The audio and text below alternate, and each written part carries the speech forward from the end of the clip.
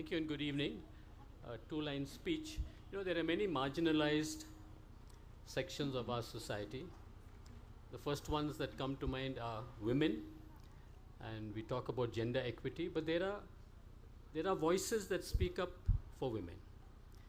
There are LGBT individuals. There are voices that speak up for them. Maybe not enough, maybe not adequately, but when it comes to taking up causes for children, neither do they have any voice, nor are there many voices that speak up for children. So all I'd like to say today is that all of us should be voices for children.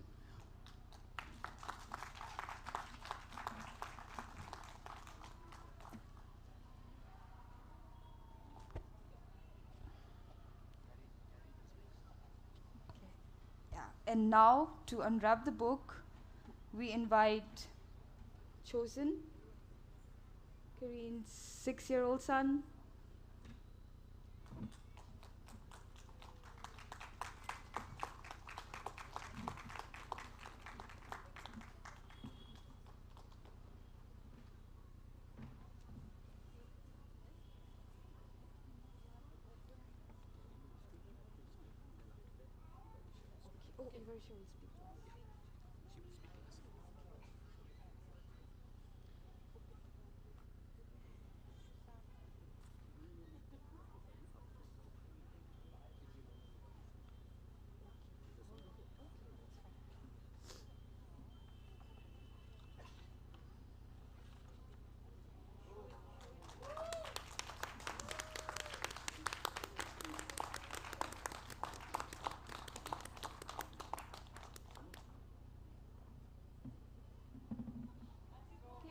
If you could please come.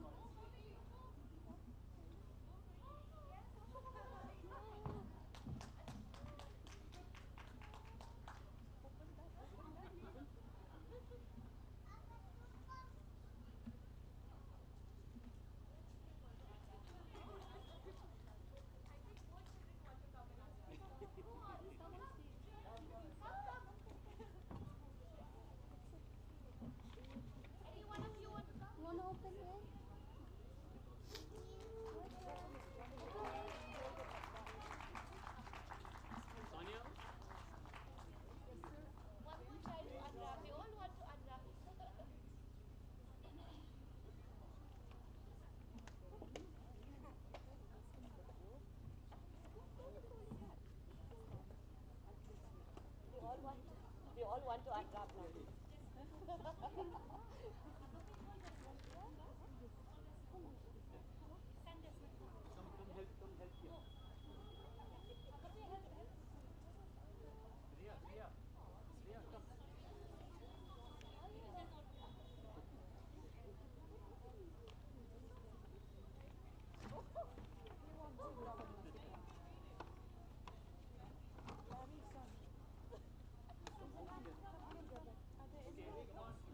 Take the pictures.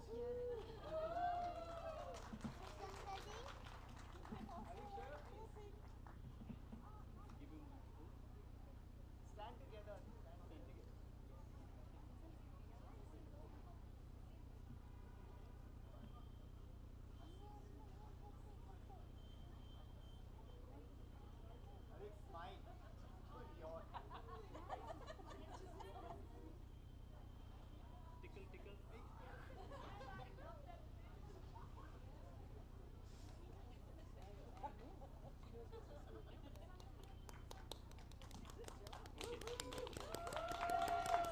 Okay, thank you, Chosen, and the cute little babies. Thank you so much.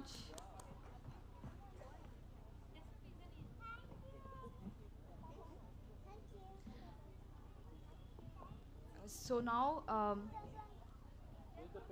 I'll invite Careen and Patricia to say a few words on the book.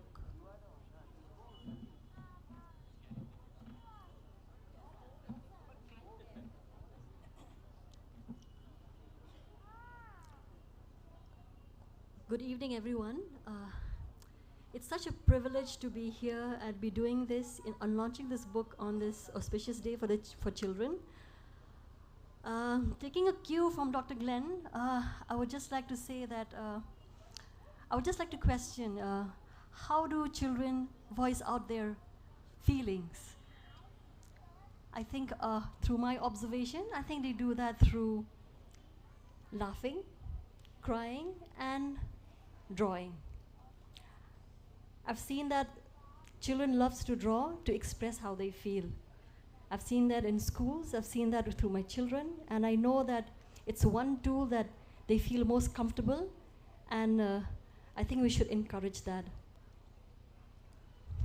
Over the years, I've seen most parents would like to send their kids to art schools very early on in their lives. But I realize that the first 10 years of their lives, they tend to lose their sense of observation, the reasoning and thinking, because immediately if you send a child to a school, to an art school, to be guided by a teacher, they tend to get influenced by the teacher very easily. And I feel that the first 10 years should be just left, we should just leave the children to express on their own. I mean, be free to have the freedom to do whatever they want. And that's one reason why, while executing this book, I have employed a very loose way of coloring, because I felt that it will allow children to feel free to color outside the lines, outside demarcated lines, because that's how they should be. I mean, children should be allowed to be free. Another important thing is that we grew up with storybooks, and whether we can learn, whether we can read the lines or not, but we remember the images very well. I remember all the images that were there in the books that I've read, more than the lines that were there in the books. And it's one important educational tool where images play a very important role in allowing a child to understand better rather than with words. I'm not downplaying words, but then in the early stages of a child, I think images are very important. So with that in mind, I would say thank you, and I will call upon Kongpat to say a few words.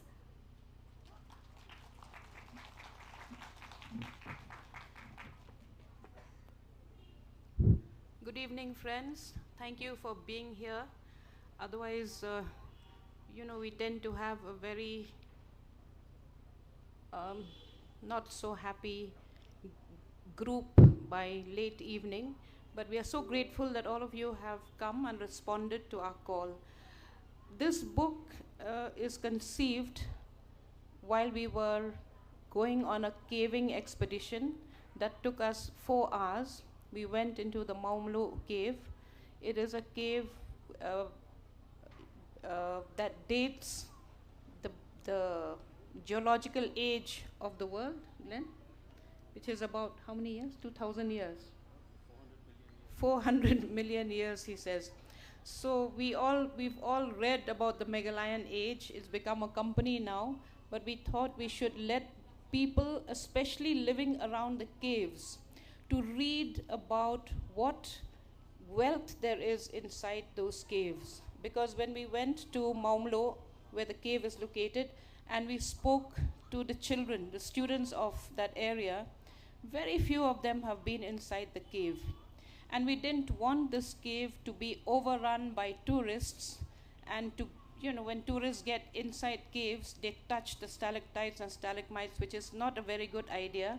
So we thought, if we create awareness and make the people of Maumlo who live around those caves the prime stakeholders of that cave, then we have a chance of seeing that cave retain its glory, its wealth, and everything that's in its natural and pure form. Because we've seen what has happened to the other caves that have been lighted up and all.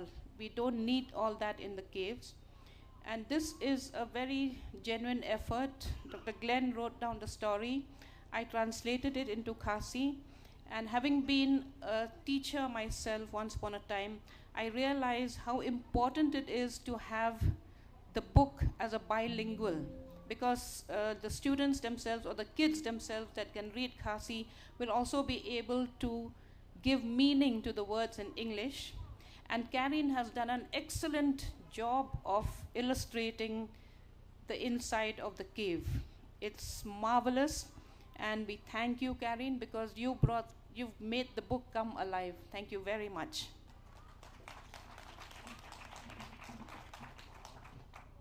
Thank you, Patricia. Now I would like to invite Dr. Ivarisha Same to say a few words on children's book.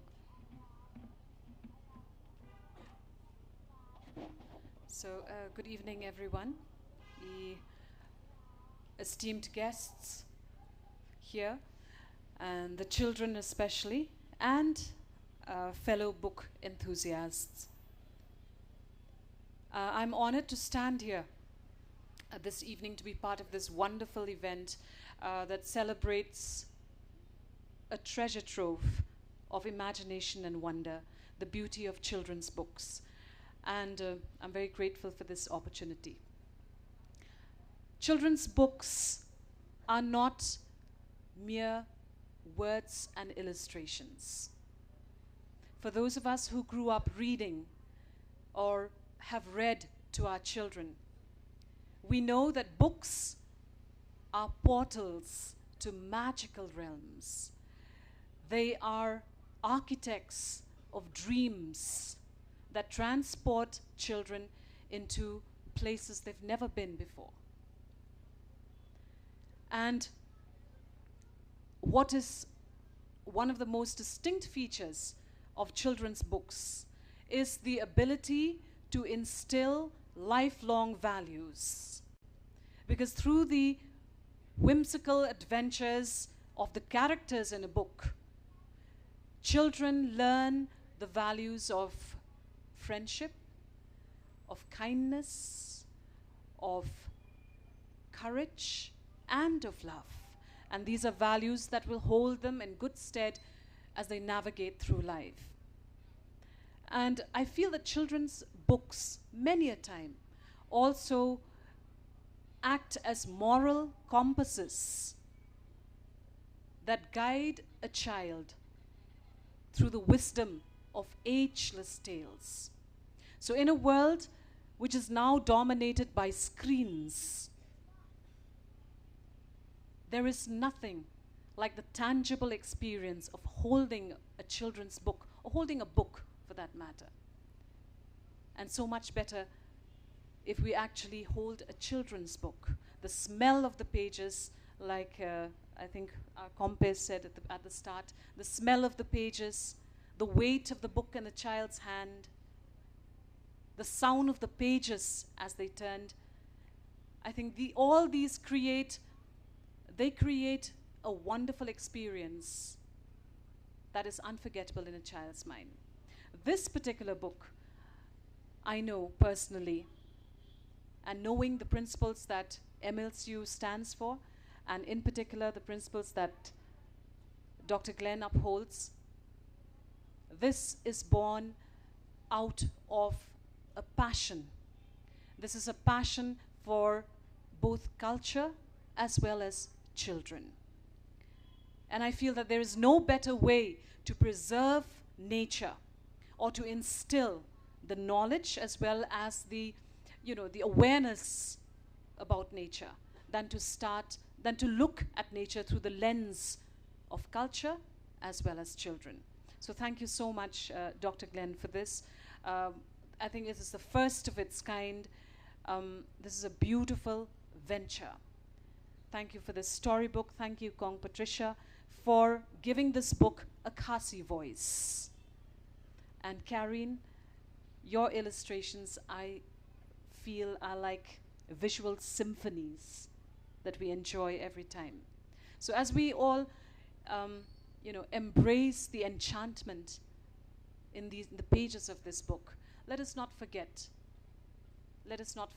in our own homes to ensure that every child has the opportunity to enjoy the beautiful journey that reading offers. And this journey begins simply with the turning of a page. Thank you so much.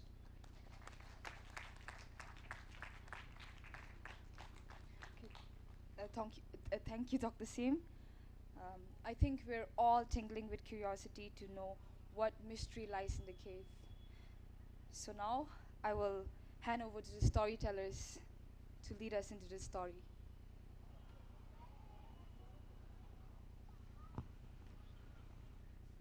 So now we're going to have a reading of excerpts from the book, and I invite Karen and Eden, who will read portions of the book in Khasi and English.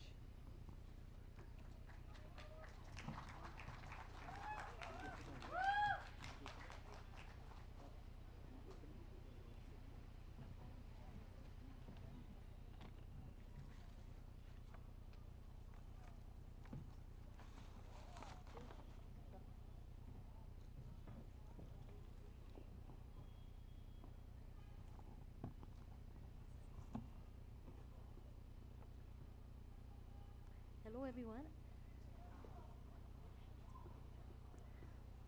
Can we have all the children in the front of the stage, please? Do we have children here?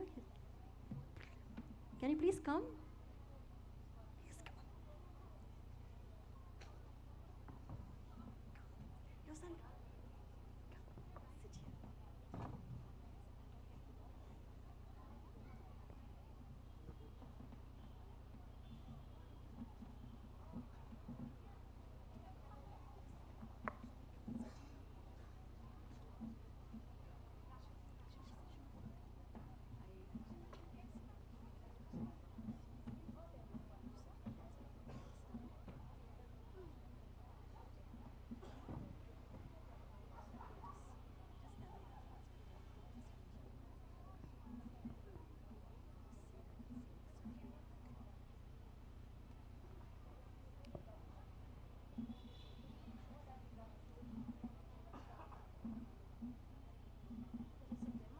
Sit here.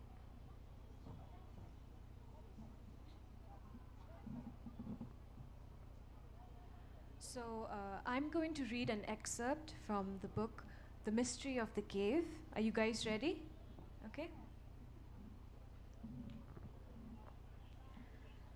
Iba screamed, and the echo was just as loud. Mewan hugged her tight. A tear of fear trickled down his face. It was silent all around. They could only hear the gentle drip of water from the roof of the cave and the gurgling sound of the stream running near them.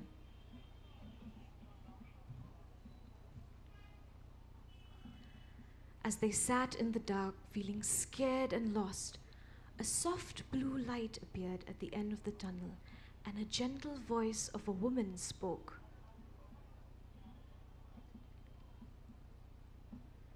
"Don't worry, children.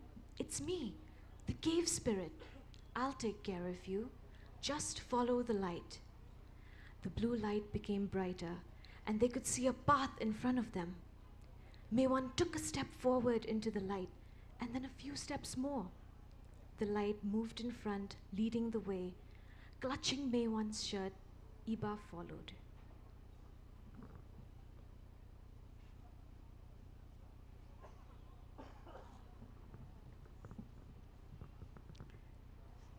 I am going to read this in Khasi.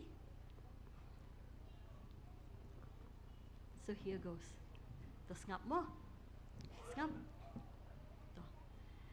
Ka iba kala kaang shla. Berkata ka jing kaang jong ka. Kalasawa kala hangta hapo krem. Umewan ukudup khop ya ka.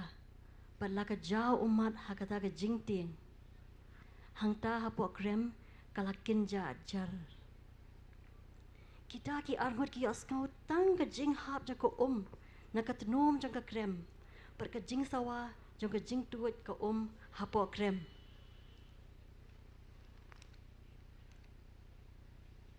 Hamar ba kita ki arngot ki dang ya shang hangta. Per ka jing diao man sim. Yo isn't that ya kinja jing shy ka ba meet na ka way pat ka liang jang ka krem ka ba. But kiyos no ru ya kasur jong ka way ka brio ka ba kren jai.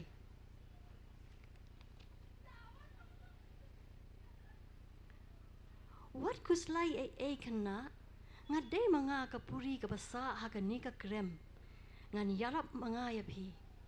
Ali bot ya nga But bet ya kate ke jing shai. Kata ke jing shai, kelas dang ban kam taba. But kila yo iya ke kenja linti hakmat jangki. Umewan, ula jam shakmat, shakata ke jing shai, kabalong kumbalam linti yaki. Ka iba, ka snok hop haut bad umewan, but kala bod ya u.